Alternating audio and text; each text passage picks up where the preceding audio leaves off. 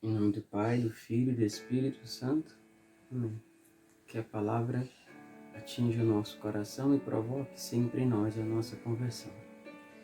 Irmãos, hoje a palavra de Deus nos diz assim: naquele tempo, caminhando à beira-mar, na Galiléia, Jesus viu dois irmãos, Simão, chamado Pedro, e seu irmão, André. Estavam jogando as redes ao mar, pois eram pescadores. Jesus disse-lhes: segui-me, e eu farei de vós pescadores de homens. Eles imediatamente deixaram as redes e o seguiram. Prosseguindo adiante, viu outros dois irmãos, Tiago, filho de Zebedeu, e seu irmão João. Estavam no barco com seu pai, Zebedeu, consertando as redes. Ele o chamou, deixando imediatamente o barco e o pai, e eles o seguiram.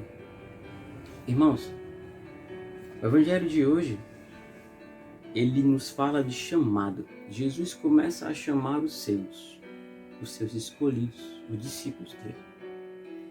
Vejam que detalhe interessante, a palavra não é coincidência, né? Mas é providência. Pedro e André são irmãos. Tiago, né? E João também são irmãos. Ou seja, temos aqui Jesus chamando famílias, irmãos de carne, biológicos, para segui-lo. O fato interessante nessa palavra é esse. Vejam que coisa interessante. Jesus caminha à beira-mar sozinho e começa a chamar os discípulos. Veja que coisa interessante. A gente imagina que Cristo ia começar o seu chamado, talvez, a sua missão, indo à igreja buscar discípulos. E ele não faz isso.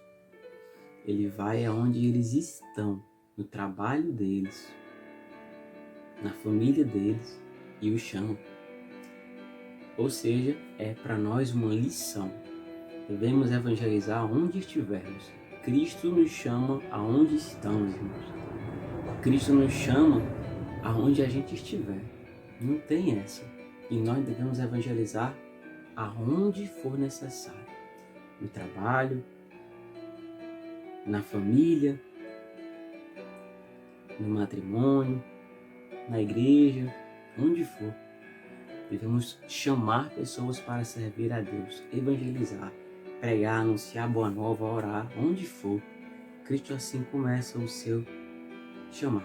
Vejam que Cristo faz uma alusão à profissão de Pedro e André, dizendo que eles serão pescadores de homens agora, não mais de peixes.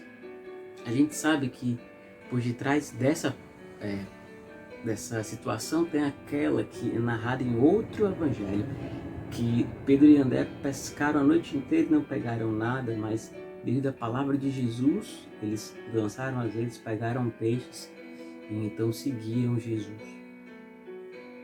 Repare, Cristo chama você, chama a mim, chama todos nós, aonde nós estivermos agora, para servi-lo. E olha que detalhe importante, ambos os quatro deixaram tudo e seguiram Jesus. Por quê? Porque Jesus faz um chamado forte.